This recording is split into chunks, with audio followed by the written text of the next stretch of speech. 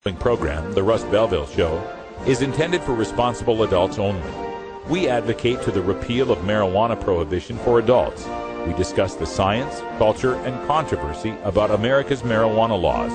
We do not advocate any illegal activity and encourage all listeners to learn their state and federal marijuana laws. Opinions and claims made by guests and advertisers on The Russ Belville Show are their own, and The Russ Belville Show cannot be held legally responsible for their validity or reliability. Viewer discretion is advised. You take a seed, you plant it, you grow it, you dry it, you roll it, you smoke it. You take a seed, you plant it, you grow it, you dry it, you roll it, you smoke it, and it goes down smooth. Hey! Spanning the continent to bring you the truth about cannabis and marijuana law reform. I smoke pot, and I like it a lot. From the promise of legalization. And I think that we need to rethink and decriminalize our marijuana laws. To the agony of prohibition.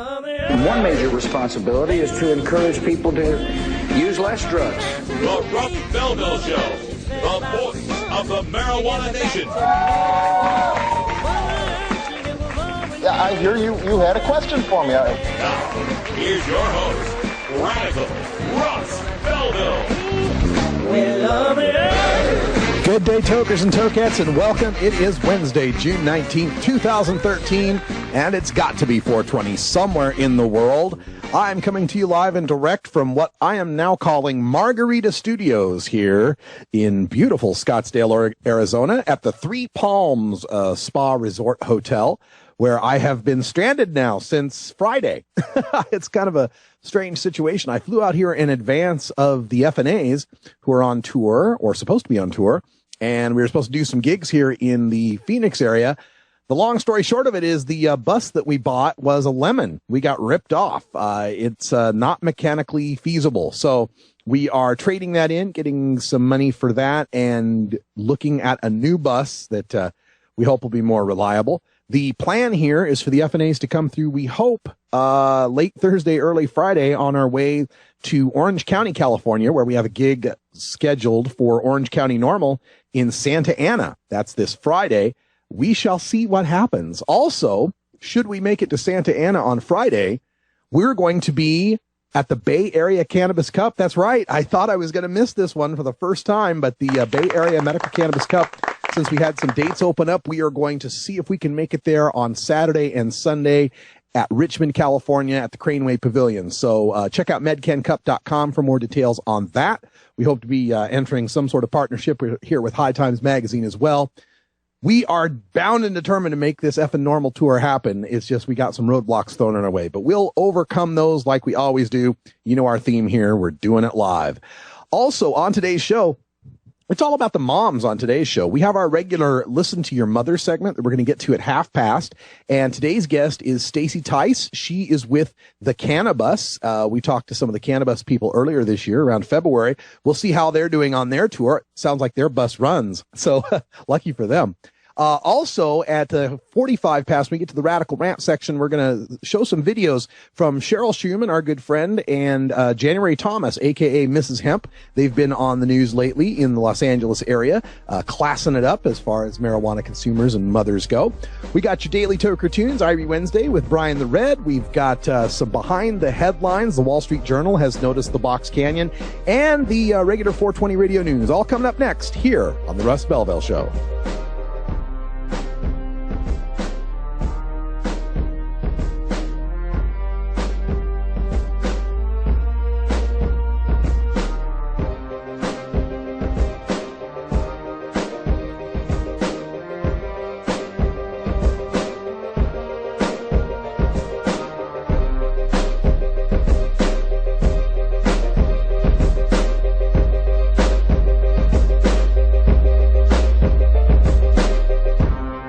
You're tuned into the Russ Belville Show, the voice of the marijuana nation.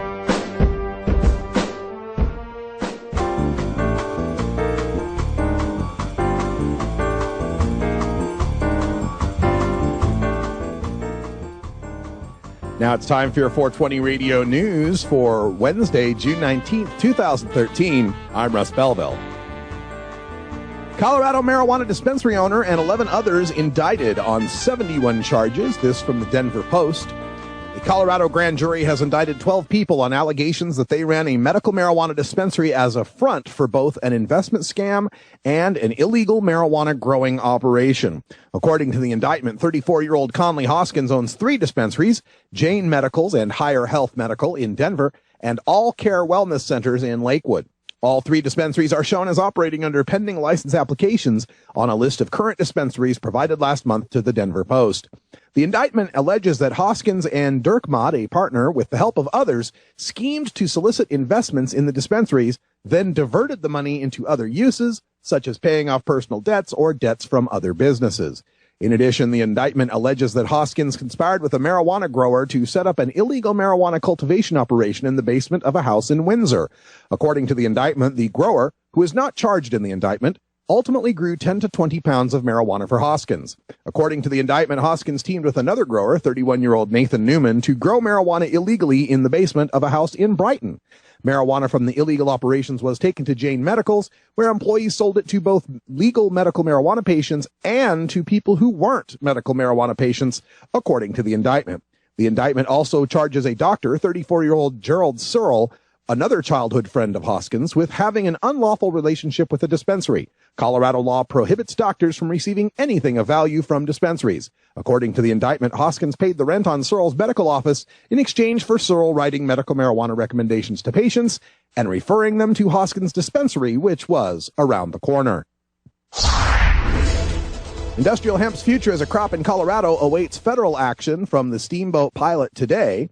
If industrial hemp can grow on the plains of Manitoba, it can grow in semi-arid northwest Colorado, Andrea Herman said Tuesday. Herman is recognized as one of the foremost experts in North America on the cultivation of industrial hemp for its valued fiber and oil, and she will be teaching a groundbreaking e-course on the subject at Oregon State University this fall.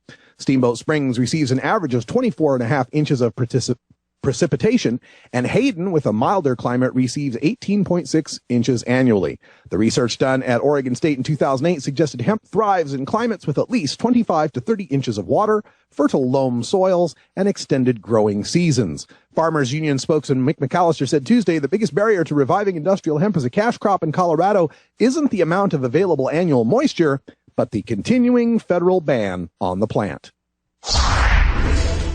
Department of Justice urged to avoid pot showdown with the state from the Seattle Times. 7 congressional Democrats from Washington are pressuring the U.S. Department of Justice to honor the state's new recreational marijuana law, the delegation's first collective public statement on the issue. In a letter to Attorney General Eric Holder released Tuesday, the Democrats urged quick action by the agency to assure pot users and sellers that they won't, quote, be penalized by the federal government for activities legal under state law, end quote. The letter also said The letter also said state regulators were working to keep tight reins on the pot market, including preventing marijuana exports and black markets. Marijuana advocate rolling his way to the White House from CBS Detroit. A local man said he is rolling to the White House. Curtis Kyle left his home in Taylor on Friday and hopes to make it to Washington, D.C. to talk with lawmakers about legalizing marijuana. Kyle has cerebral palsy and has used his wheelchair his whole life. He's mostly using back roads for the trips and is hoping to travel about 40 miles each day. His father, who recently passed away, was also a marijuana advocate. He walked from his home in Taylor to the White House in 1978, said Kyle, so I'm doing this in his honor, end quote. Miley Cyrus says, I think alcohol is way more dangerous than marijuana, from Today.com. A few years ago, Miley Cyrus learned firsthand the perils of unguarded moments in the digital age when video surfaced of her using a bong, supposedly to smoke a legal substance called salvia, an incident she later spoofed on Saturday Night Live. While the pop singer doesn't exactly cop to smoking pot in a new interview with Rolling Stone's Rob Tannenbaum, she doesn't deny it either. Quote, I did a song with Snoop Dogg called Ashtrays and Heartbreaks, so people can put it together for themselves, Cyrus says. I think alcohol is way more dangerous than marijuana. People can be mad at me for saying that, but I don't care. I've seen a lot of people spiral down with alcohol, but I've never seen that happen with weed. Marijuana users tend to be more laid back, end quote, said Cyrus. This has been your 420 Radio News for Wednesday, June 19th, 2013. I'm Russ Belville. When we come back, we go behind the headlines with the Wall Street Journal and a look at the Box Canyon of medical marijuana. You're listening to the Russ Belville Show on 420radio.org.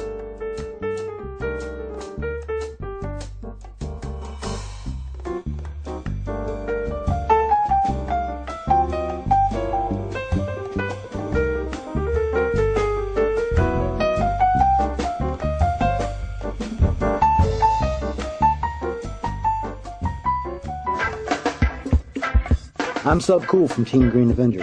At TGAgenetics.com, we are working on the leading edge of medical strains. Our strains are rigorously tested for THC, CBD, THCV, and other critical cannabinoids. Know your grow. Check out our genetic diversity at TGAgenetics.com, the home of Jelly Bean, Jack the Ripper, Vortex, and other award-winning cannabis strains. We're going back to San Francisco. That's right, everyone. The High Times Medical Cannabis Cup is returning to the Bay on June 22nd and 23rd. Come to the Craneway Pavilion in Richmond, California for a High Times celebration of the best weed in the world. Meet the top canna businesses of the Golden State. Hear experts discuss indoor and outdoor growing. Find out about cannabis cuisine. Learn about the exciting new world of concentrates. Enjoy a massive medication area reserved for California medical marijuana patients only. And don't forget our swinging Saturday night concert when the stars come out. But as everybody knows, it's all about the cannabis. On Sunday night, we present the High Times Medical Cannabis Cup Awards for Best Sativa, Best Indica, Best Hybrid, Best Concentrate, Best Edibles, and more. Plus, we honor a living legend of the modern cannabis movement, San Francisco's own Dennis Perrone. That's June 22nd and 23rd at the Craneway Pavilion in Richmond, California. Go to medcancup.com for details. Be part of the growing cannabis community.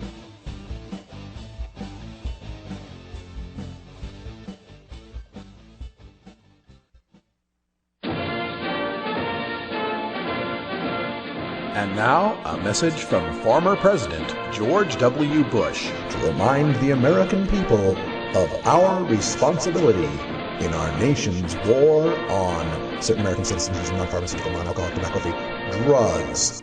One major responsibility is to encourage people to use less drugs. That's right, America, use less drugs. Put down the Prozac, the Vioxx, and the Levitra, and turn to the herb. Use less drugs. Our national policy is no longer just say no, it's now just slow down. You get me too high. I overanalyze. If you've ever been too high, then you can sympathize. You get me too high. And I start to fly, if I said some silly thing, and that's the reason. All right, welcome back, everybody. Time for us to go behind the headlines. It's 13 after, and I was alerted today through my Google News about an article in the Wall Street Journal that's entitled, Medical Pot Laws Get Tougher. Now, people that have followed my career know that I'm one of the proponents of something known as the Box Canyon theory of medical marijuana. It's the idea that if you continue to fight for medical marijuana and only medical marijuana, and you continue to leave the healthy people behind, you're going to get cannabinoid pharmaceuticals. The theory is that as more and more medical marijuana states come online, each state has to be more and more restrictive to deal with the excesses that are found in the previous states because they left the healthy people behind, because they only took care of the sick. And of course, the majority of pot smokers are healthy, and they will try to find any loophole they can to get into a state program. Therefore, the next succeeding state programs become stricter and stricter to the point where it actually affects the sick people who really need the medical marijuana.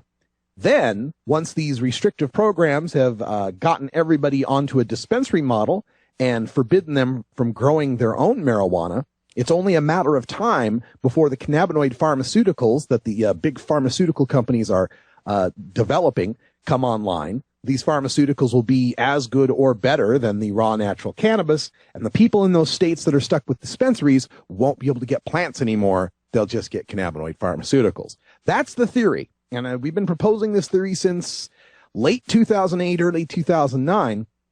And it seems the Wall Street Journal is starting to notice some of the same things I am noticing. This is the first few paragraphs. They say backers of medical marijuana bills are proposing tighter restrictions on the drug to allay opponents' fears of widespread use, a shift that is helping such legislation advance in additional states. Illinois and New Hampshire are poised to pass some of the strictest medical marijuana laws in the nation. They would join New Jersey, Connecticut, and Delaware in banning patients from growing their own pot, increasing oversight on commercial growers and distributors, and restricting doctors from prescribing the drug for general pain. Even in Canada, where medical marijuana has been legal since 2001, officials are pulling back. On Wednesday, the country is scheduled to publish rules that will soon ban patients from growing the drug at home. And they fail to mention that Arizona and Massachusetts should also be considered among those states that severely limit the ability of patients to grow their own. In Arizona, there is a 25-mile halo rule that determines if you live within 25 miles of a dispensary, you're not allowed to grow your own. That takes out most of the people in cities. Once these dispensaries start opening up, almost anyone lives within 25 miles of one if you're living in the city. And in Massachusetts, home growing is banned unless you can show you have a hardship exemption, that you apply, you're too poor, you're too far away from a dispensary, it's too hard on you to be able to go to the dispensary, then you can grow your own. Again, these restrictions in Arizona and New Jersey and Arizona and Massachusetts should put them in the same category as the most recent medical marijuana states to pass, New Jersey, Connecticut, and Delaware, and now Illinois and New Hampshire, 7 of the last 7 states to have such severe restrictions, as well as the restrictions on chronic pain. That has been touted as the biggest loophole that medical marijuana patients get through is through chronic pain. So in Illinois, they've actually made it a list of 33 specific conditions. And if you don't have any one of those specific conditions, you're not going to get medical marijuana, no matter how much pain you are. Now, if Illinois and New Hampshire passed their laws, they would be the 19th and 20th states to do so. That would mean 5 of the 7 most, this is Wall Street Journal writing here, 5 of the 7 most recent medical marijuana states would ban home cultivation and exclude or limit pain as a qualifying condition. And this is so frustrating because treatment of pain through the use of cannabis is one of the treatments that we have the most scientific evidence for, especially when it comes to neuropathic pain, a pain that is highly resistant to conventional opioid treatments and other conventional analgesics. It reacts very well to cannabis. And we are going to deny all these people a medicine that could potentially help them because we've got to keep trying to separate the patients from the criminals. And these lawmakers continue to tout how strict their bills are. The supporters of the Illinois bill say it would be the toughest law in the nation. The Illinois bill would give law enforcement 24-hour surveillance video of the grows, and it would revoke the driver's license of any patient who refuses a sobriety test during a traffic stop. In New Hampshire, they couldn't get it through their governor without getting rid of the home grow. She bowed to the whims of law enforcement that said having home grow would be a terrible, terrible thing. In New York, the legislature passed a medical marijuana bill, but to get it through the Senate, they've made it much more restrictive. Democratic Senator Dianne Savino said, quote, "We're aiming for a very tightly regulated piece of legislation, which really will be the toughest in the nation." Toughest in the nation. All of these new medical marijuana states coming online are bragging about how tough they can make their law. Some of them are so restrictive that you can't even get use of the law. In New Jersey, they've got 1 dispensary that's opened up since 2009 because of their strict restrictions, and only 126 patients are actually shopping at that dispensary. In a state of 9 million people, we're able to serve 126 people. But not Mike Maselli. The Wall Street Journal goes on to talk about Mike Maselli, a 32-year-old auto technician in Jackson, New Jersey. He has Crohn's disease. He had to drive up to Maine to get his medicine because they have reciprocity. They'll accept recommendations from other states. But when he came back to New Jersey with his medicine, he was arrested during a traffic stop for possession, despite the fact he has a medical marijuana card, and he faces up to 2 years in jail. This is what medical marijuana is evolving into. It's just going to get worse and worse and more restrictive as time goes on. It's time to pivot this fight to full legalization for everyone. It's time to do like our guest later on, Cheryl Shuman and January Thomas, and show marijuana use as being something that the privileged do, something that the smart and successful people do. We've got to remove this stigma from marijuana use, or it's going to continue to drag down the efforts of providing medicine to these patients. The time that we can actually count as the medical marijuana era is coming to a close. It is time for the legalization era. And speaking of legalization, I got a little bone here to pick with Arizona. Hope you got something there, Brian. We're going to take a break.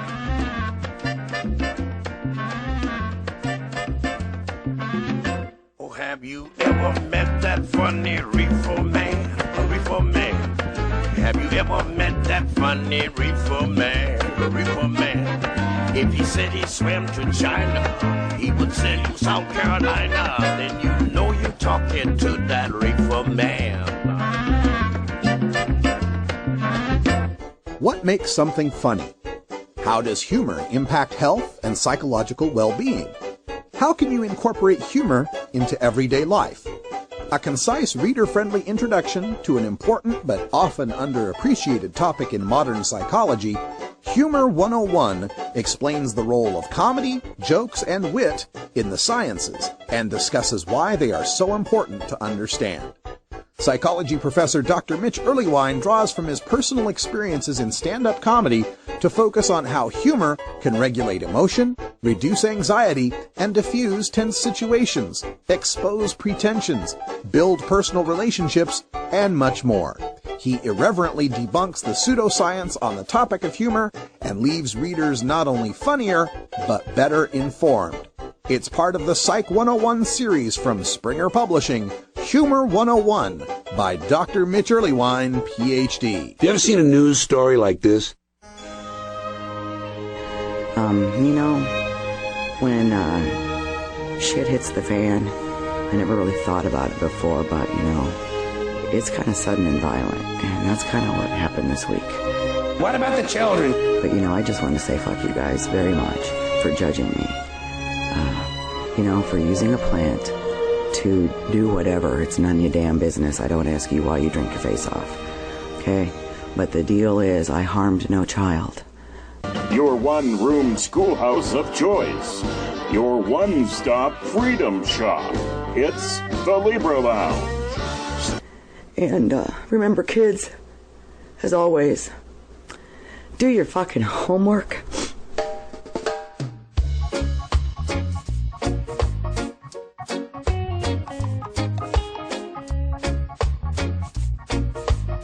Everyone knows music and marijuana go together, so let's wind up our 20 after break with the Russ Belville Show's Daily Toker Tunes, the best in pod-safe 420 music from around the web. Today is Irie Wednesday, featuring reggae, ska, and other world music genres.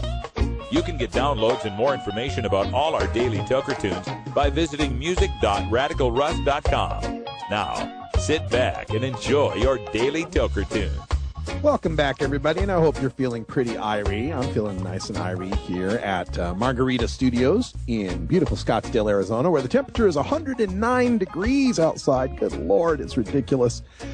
And speaking of our FNA's tour, you know, we're still trying to get the FNA's tour to our first date. The goal now is to make it to Santa Ana on June 21st. That's this Friday. We're hoping to play in Santa Ana for Orange County Normal, Candace Hawes and all those folks out there that are so awesome.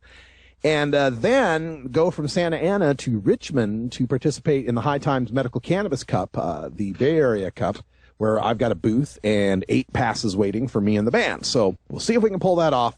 But until then, it's time for us to get irie. We turn things over to our Irie Wednesday music editor and host of Red Eyes Reggae Flashback, Brian the Red. Okay, well, we've got a tune coming up here from last week's Red Eyes Reggae Flashback show, which was a 2-hour special. You can check that out on YouTube. This is Unshakable Race. It's some 80s stuff. This is Love Everyone Everywhere, because it's just great, you know.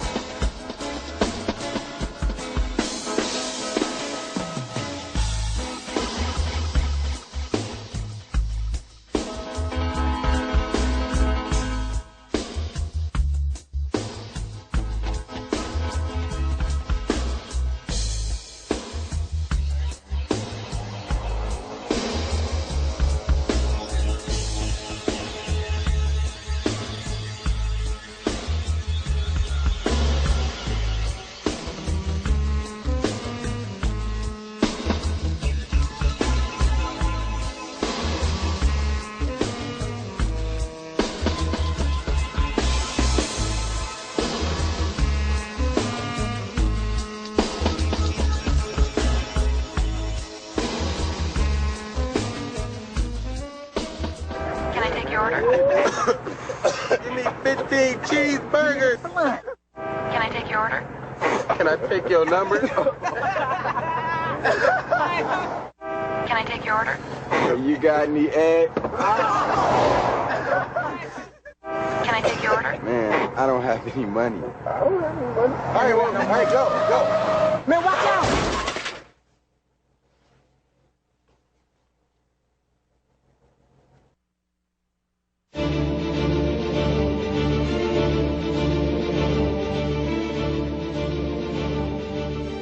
There was one question that was voted on that ranked fairly high, and that was whether legalizing marijuana would improve the economy and job creation.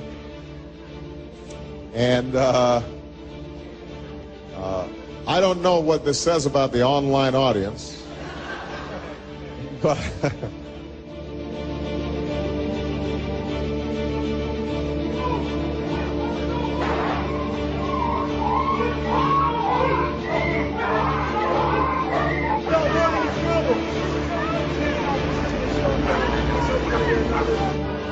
DEA is running over a guy in a walker. My money!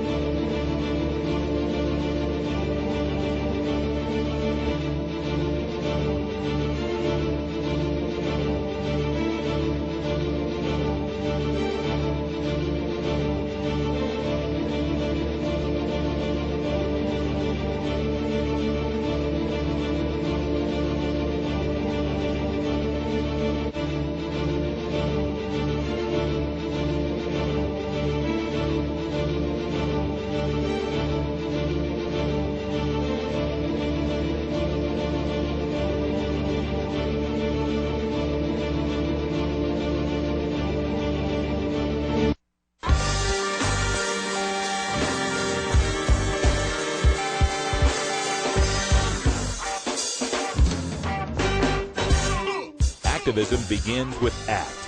The Russ Belville Show features the stories of hardworking grassroots activists working for an end to prohibition in today's activist agenda. And today we are doing our activist agenda is our Listen to Your Mother segment. You have and reached the Sprint voicemail box. We've got a voicemail box, so it seems like our guest isn't ready right at the moment. So we'll hang up on that guest, and we're trying to get Stacy Tice on the line. She is with the Cannabus, and this is a bus, school bus, been painted greens, traveling all across the country, trying to raise awareness for marijuana legalization. And her story, her uncle, we actually interviewed the young man who it was his father who got killed by police while he was standing his ground on his marijuana grow. He was 4 when this happened. I don't know exactly how old Miss Tice was when this happened, but we will try the phone line again, see if we can get her online. We're trying to reach Stacy Tice from the Cannabus, and while on the road, it can be difficult sometimes to get to the cell phone. I totally understand how that goes. So we will just ring Stacy, see if we can get past her voicemail this time. If not, I'll just leave a message and we'll see what we do from there. We're doing it live like we usually do here at the Russ Belville Show. So let's just see what happens. I think we're going to get a voicemail again, though. Apologize for the difficulty in getting the guests together. Yeah, it looks like we're going to get the voicemail. So one moment here while I leave a nice message. You have reached the Sprint voicemail box of 6233265. Hang it up. Thank you. We don't want to give out her number. All right, Brian, if you would please give us some music for break here. I'll find something that we can go to and see if I can get in touch with her through other means. Listen to the Russ Belville Show here on 420radio.org. We'll be back. Young boy, fresh. Yeah, you know what it is, bro. The young boy, fresh. Yeah, you know what it is, bro. The young boy, fresh. Yeah, you know what it is, bro. The young boy, fresh. Yeah, you know what it is. They say the young boy fresh, and I'm out here getting dollars. You loving my swag, so I'm popping my collar. Just look off in my closet. The hoes all wanna holler, cause my frame's Bear Wang, get my hoodies awful Dodger, and my jeans are too. The first and last time you gon' see him today. Boy, you should be taking pointers, and you look at me to hate. See me and they be like, hey, I ain't never seen them J's forever screaming, fuck the law, riding round cheap and hey. Got your bitch amazed, that's just how the kid do. When she start, caught the glare from my car, she kick shoes, and you probably did too. Got you heated, kinda pissed. Motherfuckers taking pictures every time I leave the crib. They say the young boy fresh. Yeah, you know what it is, bruh. The young boy fresh. Yeah, you know what it is, bruh. The young boy fresh. Yeah, you know what it is, bruh. The young boy fresh. Yeah, you know what it is, bruh. Blow the best weed, so I stay high up in the air. 3 parts in my hair, say he wildin' over there. Got a thing for them hoodies, so I buy and buy the pair. And my pants hang low, cause it's dollars up in there. Gucci, Prada, I don't care. Color frames of the jet black. All right. Welcome back, everybody. You were listening to the Russ Belville Show. We're just going to adjust our schedule a little bit because we're unable to connect to our cannabis guest. She might be in an area where there's no cell phone reception. I know what it's like being on the road. So we're going to go ahead and run some of the video that we have for today. And I'm so proud of these next two ladies. January Thomas is also known to many of us in the reform movement as Mrs. Hemp, the wife of Magic Ellison, a.k.a. Henry Hemp, who's a good friend of the show. And they have been seen in their hemp outfits at various events. They'll probably be at the Cannabis Cup here this weekend. And January's become quite the activist for mothers and trying to promote the fact that you can be a good mother and still be a cannabis consumer. And I think this is so important for our cause in getting people on our side. As I mentioned earlier in that Wall Street Journal story, the medical movement can only go so far. It can only lead to cannabinoid pharmaceuticals for the very sick and disabled. We have to normalize, if you'll pardon the pun, we have to normalize marijuana. We have to show people that it's a good thing, that it's not that we're just against prohibition, which we are, but that using marijuana is a smart choice compared to using alcohol or using tobacco or using a lot of these over-the-counter and prescription drugs that we use to go to sleep or to feel alert and so forth.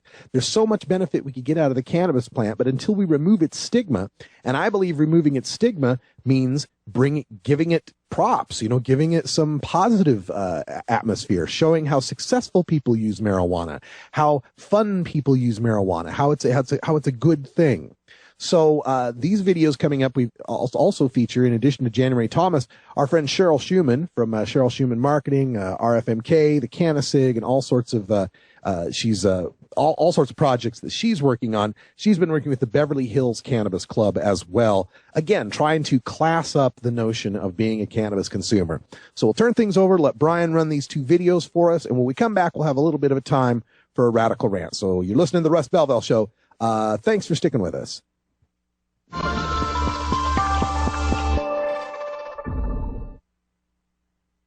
Tonight at 11, you might call them marijuana moms. I feel it's a natural pain reliever. Delivering a message they hope everyone hears. Cannabis makes me a better mom. But what's the risk to their family? Tonight at 11. Next at 11, why an actor and model had to be detained by fellow passengers on a flight to John Wayne Airport. And a cannabis crusade by local mothers, why they say smoking pot makes them better moms. CBS 2 News at 11 is 60 seconds away. Well, some moms go the traditional route to cure what ails them, but others are using something much different, something much more taboo, and they say it actually makes them better moms. It helps many others eat what they need to, yeah. January Thomas from Koreatown is mom to 16-month-old Zena. But she's no ordinary mom. She medicates 3 to 4 times a day with marijuana, also known medically as cannabis. I have early onset arthritis, and I'm going to have wrist surgery soon. For me, I'm a medical cannabis patient, so I prefer cannabis over Vicodin or Percocet or Tylenol 3 over, I feel it's a natural pain reliever, and I feel better using it. I feel it's safer on my body. Marijuana, said Dr. Eden, is used for many reasons. Like many plants, it can be a medicine or a drug. January and her fiancé are marijuana activists and believe that education begins at home. We talk about the plant cannabis. We have a book, it's called It's Just a Plant, and it teaches her how it's medicine. But I don't smoke around my daughter indoors because secondhand smoke is bad. January thinks it's a misconception that good moms don't use marijuana and that those who do are irresponsible. Moms that utilize cannabis hold jobs, office jobs, do the PTA. She says she doesn't smoke joints or use marijuana vaporizers in front of the baby, but she will eat marijuana-infused foods, like this macaroni and cheese with cannabis oil. January. And January's not alone. People call me the Martha Stewart of marijuana. I was one of the founding members of the National Cannabis Industry Association. Cheryl Shuman has been medicating with cannabis since 1996, when medical marijuana first became legal in California. Over the years, she's relied on it to fight her cancer, chronic pain, and asthma. And so I started using it, and literally, I went from being prescribed 27 different pharmaceuticals to one little plant. She's very involved in the $1.7 billion cannabis industry and educates other medical marijuana patients on the laws and different products available to them, like these vaporizers called Cannasigs. The company provides them to her for free in exchange for promoting them. You've got your atomizer together here. The medication is in here. Then you just screw it in. And ta-da! You're ready. Cheryl says one 30-second inhale from a Cannasig is the equivalent to smoking a joint, and there's no secondhand smoke or odor. If you have someone that can't smoke, doesn't have a vaporizer, or specifically a lot of cancer patients, they literally will choose to use the cannabis in their meal. I think I'm going to try the scallops, On this night, these Southland moms all met Chef Fred, who prepared seared scallops, pasta, chicken, and strawberry shortcake. All infused with cannabis oils containing THC extracted from the marijuana plant. So anything that you can make with oil or butter, that can be mashed potatoes, that can be chocolates, that can be cakes, cookies. I have never seen a 4-course meal made with cannabis tinctures and oils. So if you can eat marijuana, vaporize with it, and smoke it, how do you know when you've had too much? My doctor regulates it. I know what a typical dosage is for me. So it's a very controlled thing, and I feel fine as a mom. But not everyone thinks what these moms are doing is a good idea. The problem is it's not FDA approved. Dr. Charles Sophie is the medical director at the Los Angeles County Department of Children and Family Services. He says there are unknown risks for these marijuana moms. When it is a part of your day, and it's what your day depends on to get through your day, or you're eating it, or you're baking it, or you're doing something to maintain your day, that's where it becomes an issue. And does it cross over that line of use or abuse or recreational use? And are you entering into a place where it's a safety or risk issue for your family or your child? But for these women, they say they stay within the laws and talk to their doctors, and each hopes people will think carefully before judging them. My hope is that they can look at me and say, oh yeah, I can relate to that woman, and maybe I should give it a second look, and she's certainly not one of those drugging people in the alleyway. Well, certainly a controversial topic. We wanted to know just how January plans to deal with the issue of medical marijuana when her daughter gets older. Well, she says she'd prefer her daughter not use marijuana until she's an adult and her brain is fully developed, and only if it's being used legally. Tonight at 11, you might call them marijuana moms. I feel it's a natural pain reliever. Delivering a message they hope everyone hears. Cannabis makes me a better mom. But what's the risk to their family? Tonight at 11 on CBS 2 News.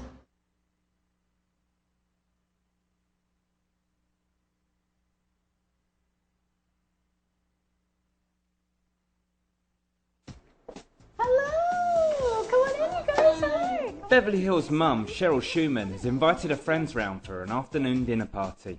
But Cheryl's 3-course menu has one very surprising ingredient. This is come dine with cannabis. It's home to the stars, fast cars and lavish lifestyles. But here in downtown Beverly Hills, a group of mums are swapping expensive restaurants for a controversial culinary alternative. For our event tonight, we're going to be having a cannabis-infused chicken piccata made by a wonderful chef here in Beverly Hills, and we're also doing a cannabis-infused salad, which is going to be really delicious. Shall we dig in, ladies? Cheryl began cooking with marijuana after being diagnosed with cancer. Now she hosts dinner parties for other mums with medical issues. I started doing a lot of research online and found out you can cook with the plant. Cheryl has invited top Italian chef David Schanhaus to prepare a special meal for a group of friends she calls her marijuana mums. Cannabis butter, all organically grown. As far as the chicken dish, we have a little organic hemp oil to toss with it to coat it, you know. Mashed potatoes, we do have the can of butter in there. That smells great. We're going to have a salad. We've got red leaf and radicchios and, you know, Mizuna lettuces and baby spinach, so why can't we have a little fresh cannabis? That's my attitude. David also eats marijuana-infused meals at home to help with his own ailments. I've had stomach issues since I was 14, so this makes it so I know I can function. In California, where marijuana is legal for medical reasons, more and more respectable women are choosing to dine with cannabis. Tastes really, really yummy. Thank you so much. Thank you very much. Most people assume that you're going to be stoned if you eat food that's infused with cannabis, but it actually depends on what strain that you're using in the cannabis. Cheryl and her friends have explained their use of cannabis to their children and even believe it makes them better parents. When I use cannabis, quite frankly, it does make me a better mom because I'm calmer, I'm more rational, I'm not angry, I'm not stressed. Let's go. Cheryl's friend, January Jones, a cannabis activist, smokes the drug regularly while caring for her 2-year-old daughter. You watch her and I'll go medicate. Yeah, and then my turn. All right, Mommy, we'll see you in a few minutes, okay? Smoking cannabis helps me be a better mother. With my early onset arthritis, I wouldn't even be able to pick up my daughter. It makes me a more creative mom, a more relaxed mother. January has found a way to explain her drug use to her daughter in a storybook. What's that, Mommy? This is a joint. It's made of marijuana. What? Oh, yeah.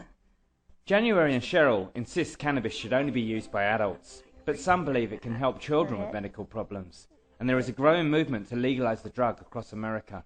One night. By 2016, I estimate that over half the country will have legal cannabis, at least for medical, if not for full recreational. Dun, da, da, da. This one is Blue Jay. Hopefully one day we'll see Beverly Hills cannabis clubs all over so people can go in and have medicated coffee. And I would like to just see it as normal as walking into a Starbucks.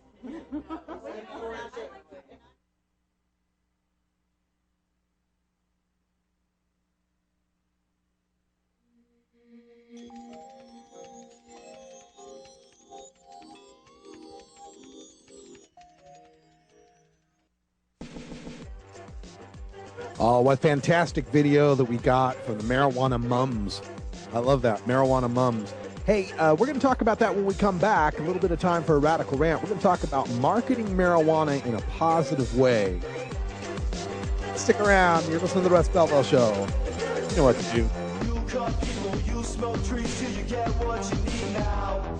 Designer drugs and minted smokes to get through the day. You always get them so high. We'll be right back after these messages from our 420 friendly sponsors. Support these advertisers because their ad money goes straight to the Russ Belville Show.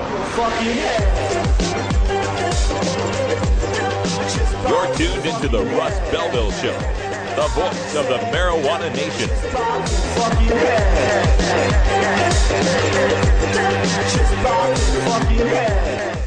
Greatest threats to liberty has been the government taking people's liberty for things that people are in favor of. The Pew Research Group shows that 52% of Americans think marijuana should not be illegal. And yet there are people in jail, and your Justice Departments continue to put people in jail for sale and use on occasion of marijuana. That's something the American public has finally caught up with. It was a cultural lag, and it's been an injustice for 40 years in this country to take people's liberty for something that was similar to alcohol.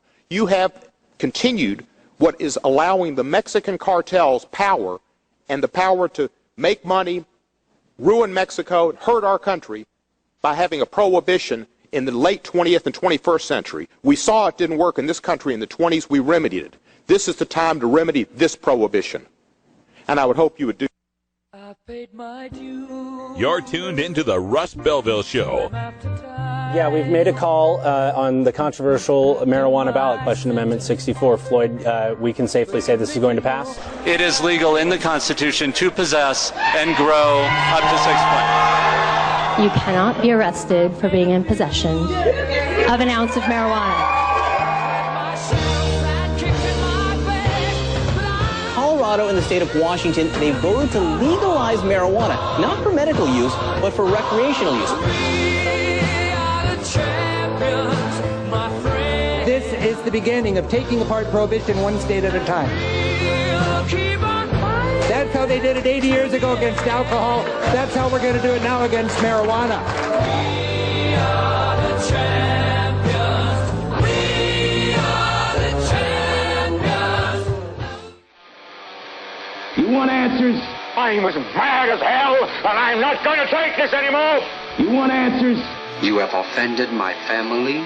I think I'm entitled. You want answers? I want the truth. And you have offended the Shaolin Temple. You can't handle the truth. Surely you can't be serious. I am serious. And don't call me Shirley. Radical rant. All right, kudos to our marijuana moms out there. January Thomas, Cheryl Shuman, the moms for marijuana that I've met. You know, Lindsay and Lori, Lindsay Reinhart, Lori Duckworth, great people out there who are continuing on their work as activists, even in the face of being moms and being judged for their cannabis activism. We've done many stories here on the Russ Belville Show about child protective services, about people who get caught up in the law enforcement of the drug war, get caught growing plants or in possession, and they have their children taken away from them. And that's just the most horrifying thing a mother can imagine, is to have, their children taken away and placed with strangers. It's more trauma on the child than anything the marijuana could have ever caused. And that's why I'm so proud of these women who are standing up and providing providing role models and providing an image to the general public. For those of us who are in the movement and we see videos like this, it's not shocking. It's not strange. It's our everyday existence. We know these people. We work with these people, these mothers, these parents that are working so hard and are such good parents by and large. But, when you see these things, try and watch them from the perspective of the 87% of the American people who don't smoke pot regularly and the people who don't really know much about the movement. Their stereotypes and their fears of what about the children are born upon scaremongering that goes back to Reagan, goes back to Nixon, of, welfare moms and abuse and crack babies and all these scary things. And whenever you're talking about children, you can just disconnect the logic circuits in a parent's brain. They can't help it. It's the way our DNA is wired to protect our children. Any perceived threat to them is something we react emotionally to. So these images were so effective throughout the 80s, the crack baby scare and, all these terrible things, which, by the way, were never borne out. There's no statistics to show, there's no science to show that the children born of women who were addicted to crack cocaine had any worse outcomes than any other children. It was a myth. It was a scare story. So these women, January and Cheryl and Lori and Lindsay and so many others who are taking a stand, Jennifer out there in Portland, Jennifer Alexander, who are taking a stand and putting that risk out there, often get criticized from other mothers. How could you risk your children by being an activist? How could you risk your children by using marijuana? And they're just so brave to stand up and say, no, I have to do this to make the world better for my children. God forbid any of their children got cancer or any of their children had a spasticity disorder or something that desperately needed the treatment of cannabis, like our little brave Michaela, like little Alex Eccles. These options should be available to all parents. And so these women who are standing up and fighting and making a new image, coming up with a new, classy, respectable image. You know, for a long time in this movement, we've had a treat marijuana like alcohol. You know, marijuana is safer than alcohol. Treat marijuana like alcohol, which is a step forward. But I think now the step these women are taking is more like treat marijuana like wine. See, framing is something I think a lot about, and think of the framing of wine versus alcohol, right? When I said the word alcohol, what did you think? You didn't think of a can of beer. Probably not. You probably didn't think of a glass of wine. You probably thought of alcohol, bottles, shots, whiskey, tequila, liquor. That, when you say alcohol, that's what's triggered in a person's mind. Now, when I say the word wine, people's trigger for wine, people's framing and the other items they will think of will be tending along the lines of vineyards and parties and dinner and celebration, maybe wino, but I don't think most people attribute, you know, $2 Chuck or, you know, Mad Dog 2020 as wine. That's when the frame of wine is bottles and sophistication and luxury and opulence and celebration. These are the things that are tied in with wine. And so I think a campaign that's treat marijuana like wine is something that is going to benefit us. And especially when we're talking about women, especially when we're talking about the get-togethers where, you know, I know many women who will get together with their sisters or their friends over a bottle of wine and talk and laugh and have a good time. And that, I believe, is something that will kind of flip the switch for a lot of women. When they see that the use of marijuana is not a dirty, grubby joint, but a chicken salad, you know, and some nice vapor. I mean, these kind of things can change minds. I remember when my ex-wife got a hold of one of the, I think it was a Cloud Vape pen, one of these vape pens, and the switch flipped for her. I could see her say, now this is something I would use. This looks like some, you know, lipstick case or whatever the hell, mascara case. This looks like something I would use. This looks sophisticated. This doesn't look like stoner. And I was just so proud of, you know, and that's the direction we needed to take this. It's happening with the oil culture. You know, there's still folks that like their torches and their rigs and dabbing and all that, but older folks that kind of like the dabs, like the concentrates, are starting to gravitate more to these canna cigs and cloud vapes and vape pens and G pens and all these different types of devices because it has a sophistication to it. It's less dirty. It's less crack torchy. It's less hassle. Also, a little easier to keep concealed in some of these states where you don't want folks to necessarily know what you're up to. So kudos to January and Cheryl Shuman for making this a new dawn, a new time of now, where I think we're at the tipping point now where we can show that there's a lot of good in marijuana, and not just the easy out of industrial hemp and what good it is, and not just the easy out of medical marijuana, which is obviously good. But now we can just start talking about marijuana as just a social thing, as just another choice for adults who wish to gather together and have fun.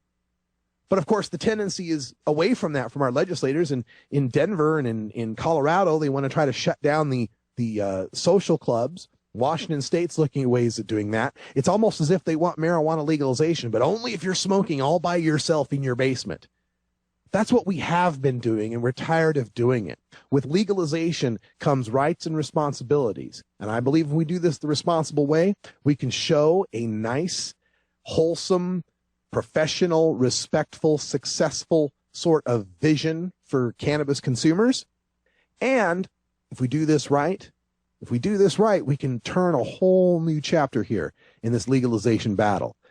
We can go from playing defense all the time to playing offense now. We can start talking about the good that can come, not just in our economy and the jobs and the ending of misdirected police resources, but just the societal good of having places where people can gather for using marijuana, something safer than the wine or the alcohol or the beer, places where people can feel good and safe and have a good time. And not contribute to more drunk driving deaths and more of the problems that we have from the other substances.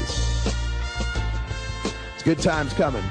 And we're glad that you're here with us here on 420radio.org and the Russ Belville Show. Been a lot of fun talking to you here. I'm still in Scottsdale, Arizona, making it happen here in the Margarita Studios at the Three Palms Hotel in beautiful Scottsdale, where it's hot as hell outside. Stay tuned. We're going to go into Hour 2, Toker Talk Radio. And by the way, I got note that our phone line wasn't working. It is now. It's all taken care of. So 971-533-7111 if you want to call in. Had to switch a card. One card wasn't working, so we switched the card, but it's working now. For Brian the Red, I'm Radical Russ. Thanks for joining us here in hot Arizona and rainy Portland, Oregon. Until next time, take care of each other, Tokers.